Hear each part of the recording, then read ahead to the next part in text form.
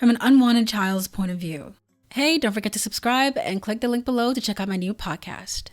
I want to preface this by saying that up until recently, my husband and I were on the fence leaning more towards no. After a conversation with my father recently, I've decided that being child-free is the right decision. My dad is a good guy, and when I became old enough to not rely on him, he became a great friend and fun to be around. By no means was he ready to be a parent, and by definitely no means did he actually want to be.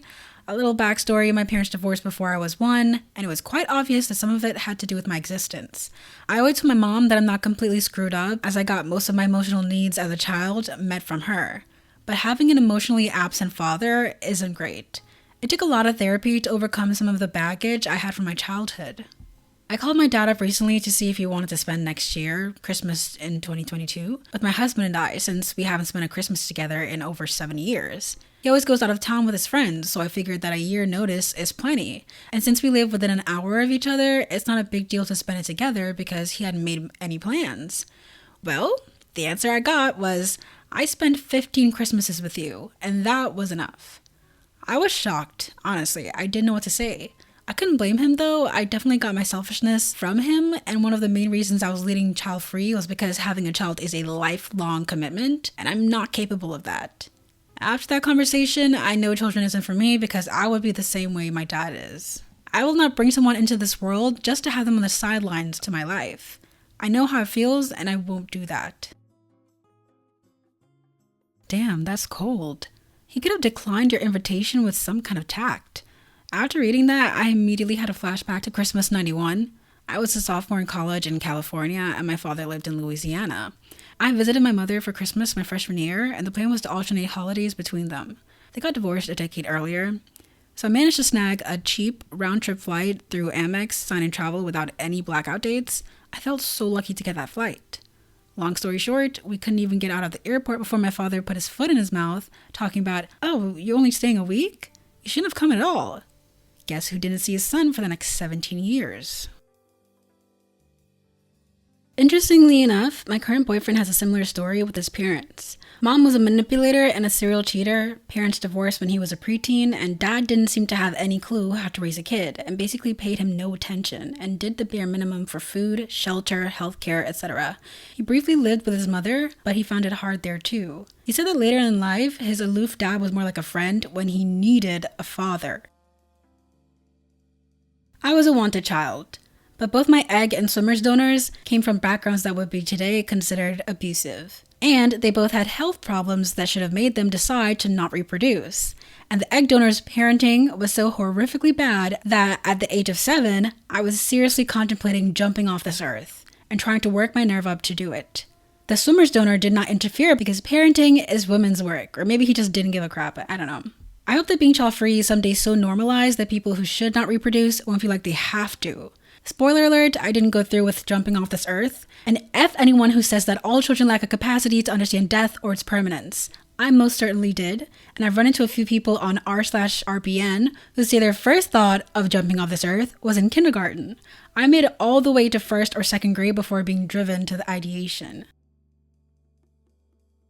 Wow, your story resonates with me because I've been through it too. I'm 37 now. My dad left my mom when I was 1 after cheating on her. I believe because of me. She remarried when I was almost 3 to a wonderful man who has loved and cared for me as one of his own since then, for which I'm incredibly grateful. When I was 6, my dad came back into my life and demanded partial custody from my mom, which the court gave him despite his criminal record and an absence of 5 or so years.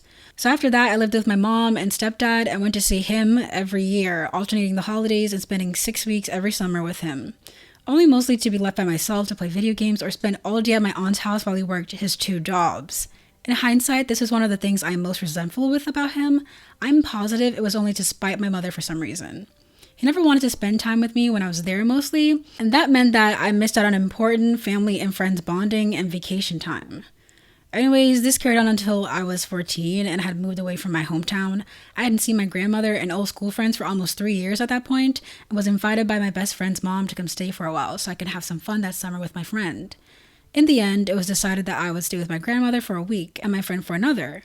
I called my dad up to ask if I could take 2 weeks out of our typical 6 to do this, and his response was, "I don't know, I just feel like we're growing apart, so you shouldn't come at all anymore." and hung up on me. I can't tell you how devastating this is to hear from someone who, as I understood it then, is supposed to love you unconditionally. I've only seen him twice since then, once when I was 26 when he reached out to me through Facebook, and one other time when I went on vacation near where he was living. He admitted to me during one of these visits that he was not ready to be a father when it happened. I believe there was malicious intent and jealousy towards my mother that he didn't admit to as well. I'm certain that most of the reason I don't want children is because of this crap bag. I was exposed to many things that a child shouldn't be because of his behavior and neglect when I was staying with him. He's an alcoholic, an abuser, and a manipulator. He never laid his finger on me, but I heard him beat my stepmother on several occasions, who happened to be one of the only people who cared for me when I visited him there for the brief time they were married. I was touched by an older cousin at 11 because my father let him come over and left us unsupervised. He drank constantly and left me alone at an age when I shouldn't have been. I've heard many stories from my mom about the things he did to her when they were together, which of course includes physical and emotional abuse. Words will never be able to express my anger and resentment towards him, and it took me many years to overcome this, but it still has a lasting effect. I'm assuming you were an oops baby that your mom pressed to have? Was that also the reason for marrying? Anyway, sorry to hear it, but I wish people would seriously consider that they don't want to be parents before getting pregnant. And I wish people would stop pushing kids on people who clearly don't want them. Oddly enough, no, I wasn't an oops baby. My parents were married for just under 5 years before I came along, and I was planned. My mom describes him as such a different person before I was born. She says it's like the first couple of months, he just changed. It's hard to think it wasn't due to me being born that he just realized, oh crap, this isn't what I want. I just made a horrible mistake. He remarried a wonderful Childfree woman who's been in my life since I was 2. So it was clear he didn't want kids and just didn't know until after I was born, unfortunately. Also, my mom has apologized to me before, saying if she had any idea he would have been the way he was to me growing up, she wouldn't have had a child with him. Damn, that's cold. Even for me. Have my internet sympathy. This is going to sound very awful, but I sometimes think of what would happen if I had children with my ex, who I deeply hate to the grave. I'm pretty sure that my anger would affect my kid in a negative way. I'm pretty sure because when I'm really angry, all rational thoughts are disabled and would go over corpses. The situation of the ex set my childfreeness to 100%. My brother did something I like with his son. It's clear he isn't fond of him yet. They have contact, but it's forced. If his son needs him for something, he will do it, but that's about it. The children of neglect and abuse listen to the lies and the propaganda and the sales pitches designed to con you into having kids, and know better. Every time someone told me I would love it when it came because all mothers love their babies, I knew they were lying. I know all mothers don't love their babies because mine hated me. And I know the people talking to me were deliberately lying because they were trying to feed their own needs at my expense. And then I knew who to avoid. Shout out to Childfree and Hysterectomize for suggesting the topic for this week. I'm a child of parents who unnecessarily had 4 children they couldn't take care of. They bred because it was what society expected, despite not having the money to support their spawns. I was adopted by a mother who obviously regretted adopting me. I grew up knowing my adoption was a mistake and I was unwanted. I was flat out told by my adopted mother that her life would have been happier and easier if she hadn't adopted me.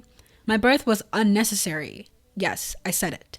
Children know when you regret them and don't want them. I knew any child I gave birth to would be unwanted or inherit my mental or physical health issues, and I couldn't ever have a child suffer the way I did. Society romanticizes parenting and parenthood, and society romanticizes pregnancy and childbirth. Women are not told the realities of pregnancy and motherhood. They completely lose their individuality. Do I regret not having children? No. Being child-free for sparing a child a life of suffering is not selfish.